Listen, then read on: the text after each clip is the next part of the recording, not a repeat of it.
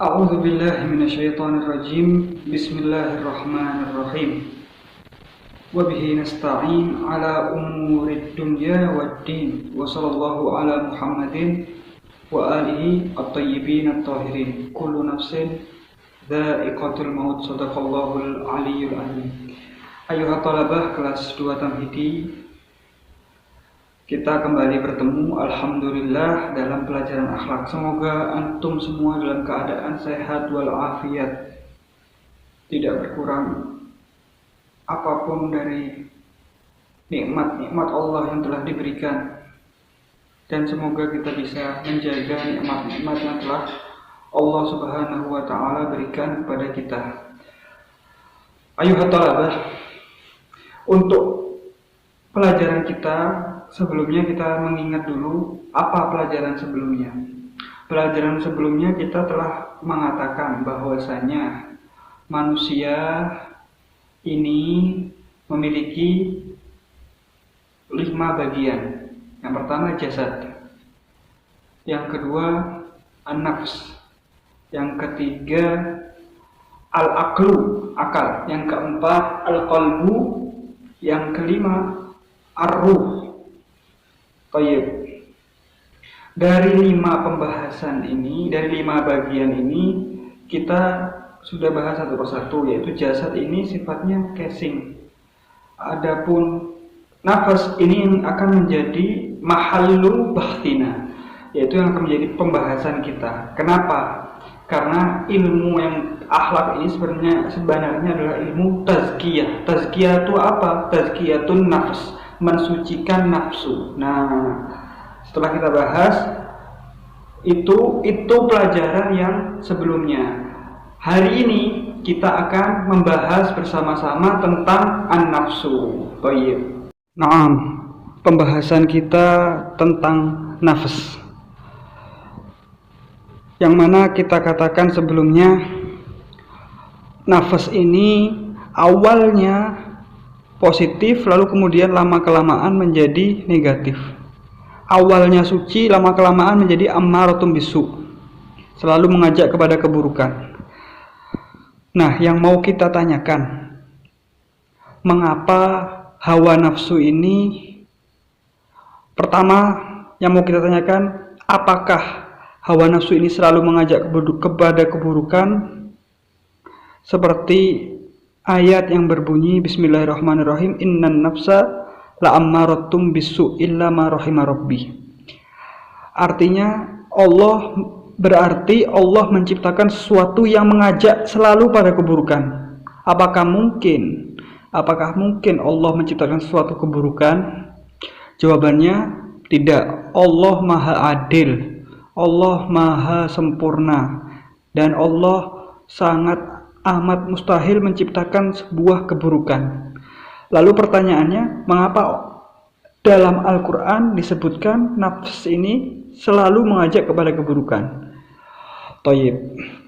Sekarang akan kita bahas bersama-sama. Jadi ikhwani at-talabah rahimakumullah, hawa nafsu ini sesuatu yang awalnya suci, amanah yang diberikan oleh Allah kepada masing-masing dari manusia. Kita sebagai manusia dituntut mengembalikan titipan tadi, amanah tadi, dengan baik. Ketika kita dipinjami sesuatu lalu kita kembalikan dengan keadaan rusak, maka tentu Allah akan marah, Allah akan tidak ridho. Tapi jika antum dititipi sesuatu, tapi antum kembalikan dalam keadaan sempurna, dalam keadaan seperti sebelumnya, maka Allah akan gembira, Allah akan rela dengan antum ridho. Nah, nafas ini, hawa nafsu ini awalnya itu suci. Apa buktinya? Anak bayi. Buktinya adalah anak bayi. Anak bayi kita lihat. Anak bayi awalnya tidak pernah neko-neko, tidak pernah berkata, tidak pernah ada di pikiran di dalam diri anak bayi ini nanti anak bakal jadi koruptor. Tidak mungkin. Lah, mustahil. suci anak bayi ini. Yang dimakan dia tidak milih-milih, hanya air susu ibunya. Akan tetapi lama-kelamaan ketika dia sudah bisa makan, dia sudah mulai memilih. Dia mau yang manis, tidak mau yang pahit atau yang kecut. Dia udah mulai memilih. Nah, ini mulai hawa nafsunya mulai berkembang.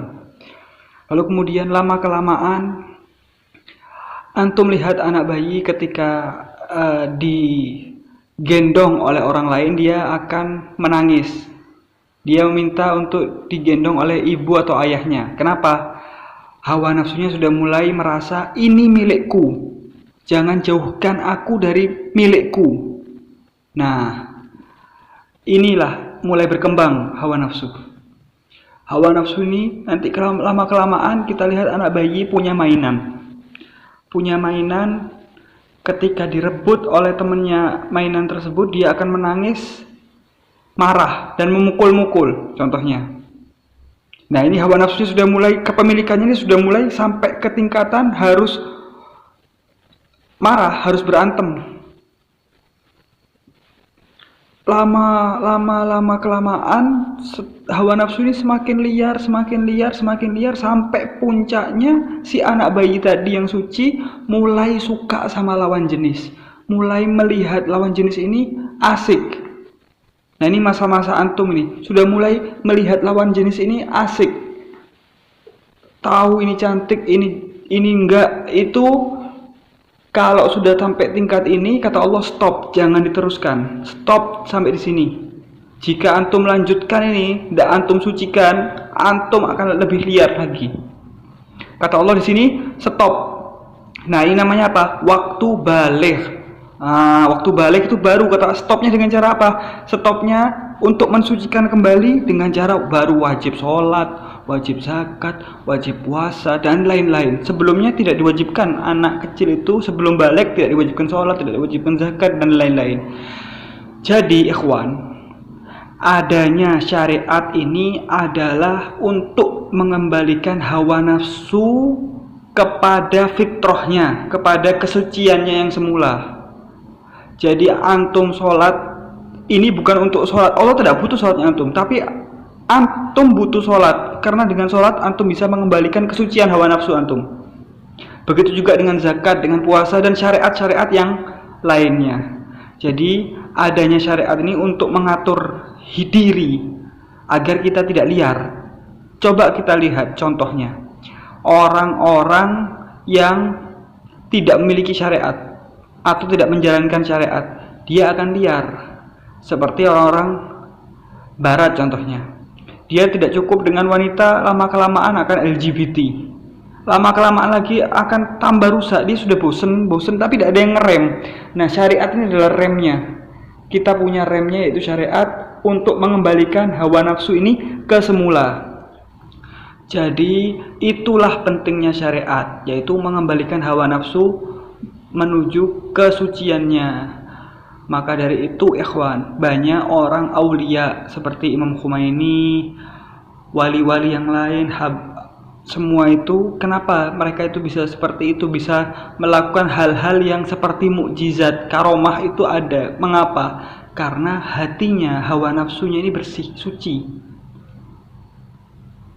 Orang yang punya hawa nafsu suci, tidak ada keinginan apapun untuk dunia, suci, dia akan bisa melakukan apapun atas izin Allah.